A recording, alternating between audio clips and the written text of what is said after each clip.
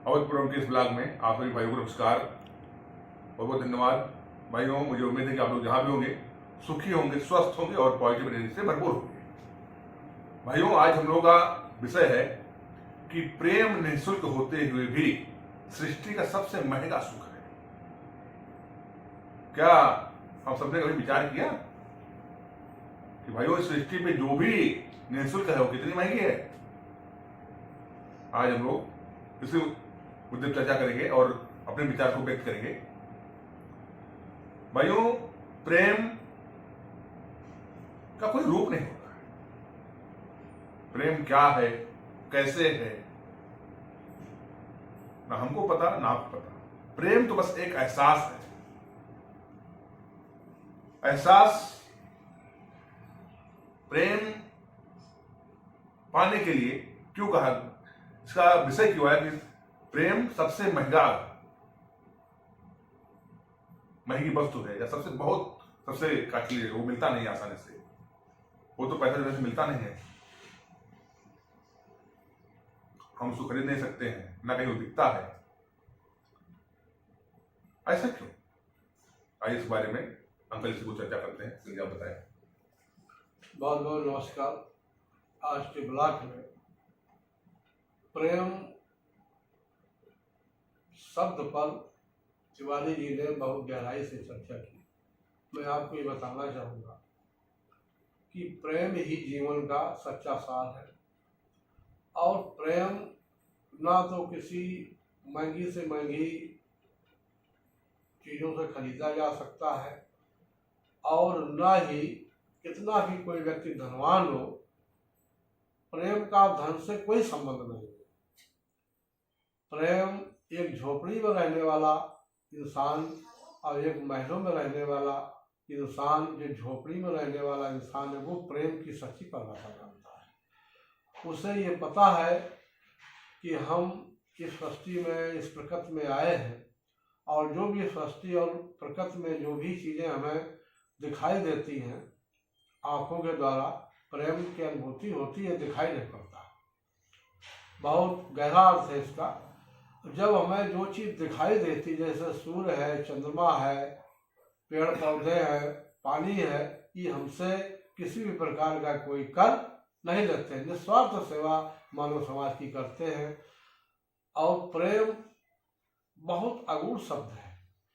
जिस व्यक्ति के अंदर प्रेम होगा, भले उसके पास एक भी रुपया ना हो, अगर प्रेम है उसके पास, तो फिर धन की कोई उसके पास कमी नहीं होती है। धन तो पीछे पीछे दौड़ता है, और तुम धन के पीछे दौड़ोगे, धन दूर भगेगा। क्यों?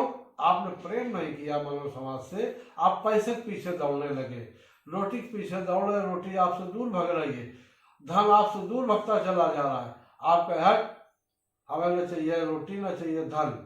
आप प्रेम करने लगा इस मानव समाज में, तो आपके पास धन की कमी नहीं रहेगी, और न किसी रोटी न किसी खाने चीज की कमी रहेगी। हमारा यही आज के विषय पर अपना बात रखनी थी। धन्यवाद। भाइयों, जैसा कि ने बताया, प्रेम पाने के लिए क्या करना पड़ेगा? भाइयों, प्रेम अरबों संपदा से भी खरीदा नहीं जा सकता है। प्रेम जीवन देके भी खरीदा नहीं जा सकता है। प्रेम तो एहसास है, अनुभूति है, अलौकिक शक्ति है।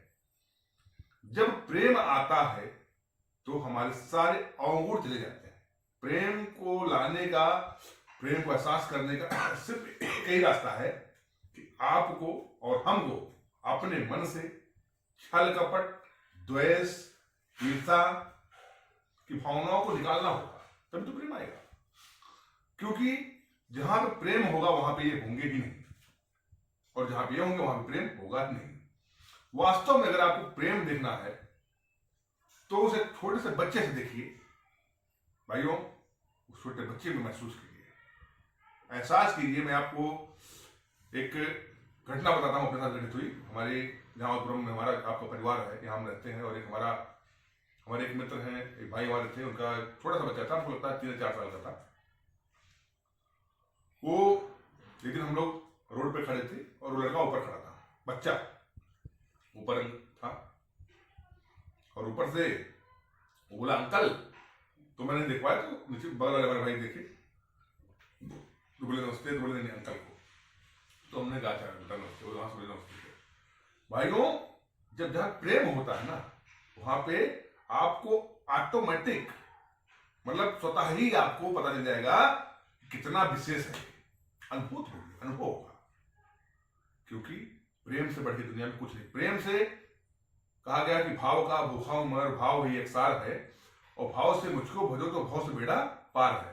भाइयों, भाव और प्रेम में दोनों में बहुत अंतर नहीं है, क्योंकि प्रेम ही एक दूसरे को जोड़ता है।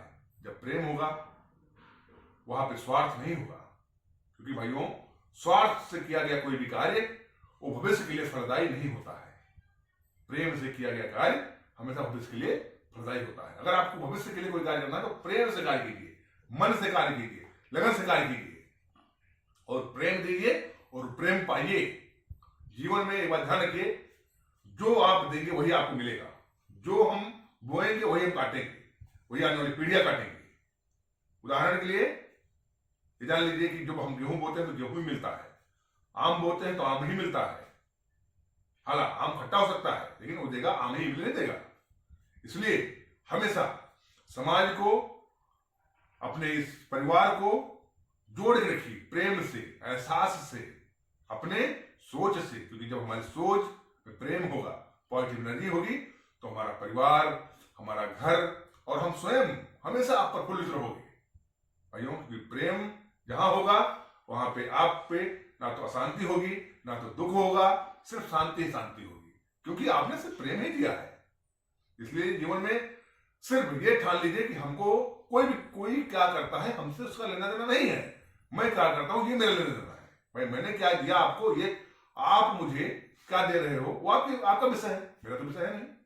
ये विषय मेरा है कि मैं आपको क्या दे रहा हूं, मैं समाज को क्या दे रहा हूं। भाइयों, जो हम देंगे वही हमको मिलेगा।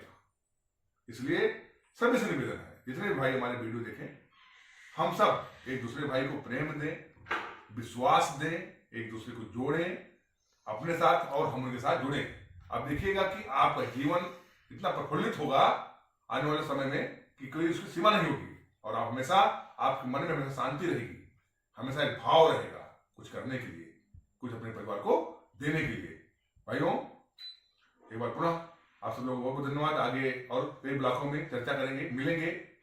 अगर आप सब लोग कुछ हमसे कहना चाहते हैं, कोई अपनी भावनाओं को शेयर करना चाहते हैं, कमेंट भी कर सकते हैं। आप चैनल को सब्सक्राइब कीजिए, और हम आपसे जुड़ना चाहते हैं, आप हमसे जुड़े, हम सब मिलके अपने समाज में प्रेम, भाईचारा, त्याग, समर्पण, विश्वास और देशभक्ति को और प्रखर लेके चले। इससे आने वाला समाज हमारा सिर्फ प्रेम युक्त हो, भाईचारे से पूरी तरीके से लबालब हो, विश्वास से जो है सराबोर हो। बहुत बहुत धन्यवाद।